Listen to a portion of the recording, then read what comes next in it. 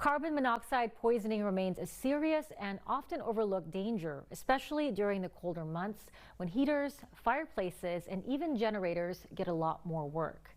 Fox 44's Elizabeth Zena joins us live in the studio tonight to break down the warning signs and what can turn everyday heat sources into a carbon monoxide risk. Elizabeth. MG, carbon monoxide poisoning is a silent and often deadly threat, one that could build up quickly and strike without warning. This colorless, odorless gas can build up quickly indoors, turning everyday household appliance into a silent threat. It's also found in just normal gas-powered appliances, and that's both natural gas and propane appliances in the home.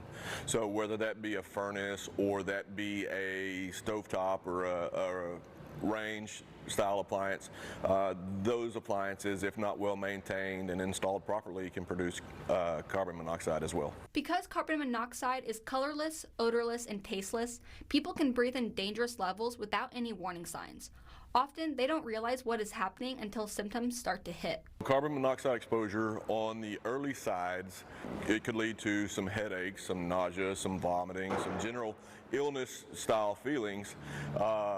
And then as that progresses on, it can lead to that person becoming unconscious as well. Carbon monoxide forms when fuels like gas, wood, coal, or oil do not burn completely. In enclosed or poorly ventilated spaces, that gas can build up fast, cutting off the body's ability to carry oxygen, like trying to breathe through a straw you didn't know was there. So as those temperatures dip and more people are turning to their furnaces, their heaters, their fireplaces, stuff like that, even wood-burning fireplaces can build up carbon monoxide. Utilizing those heat sources more, just the potential to build up carbon monoxide increases. The Temple Fire Department uses a carbon monoxide detector that crews bring with them on every carbon monoxide related call. What you have here is just an example of a carbon monoxide alarm that the crews would have with them as they entered the structures or entered somebody's home.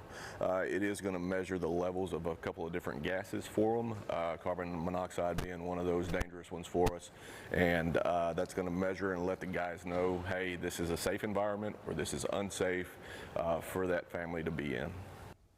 Fire officials recommend carbon monoxide detectors be installed about 5 feet off the floor, which is adult eye level inside the home, so they can do their job before it's too late. In the studio, I'm Elizabeth Zena, Fox 44 News.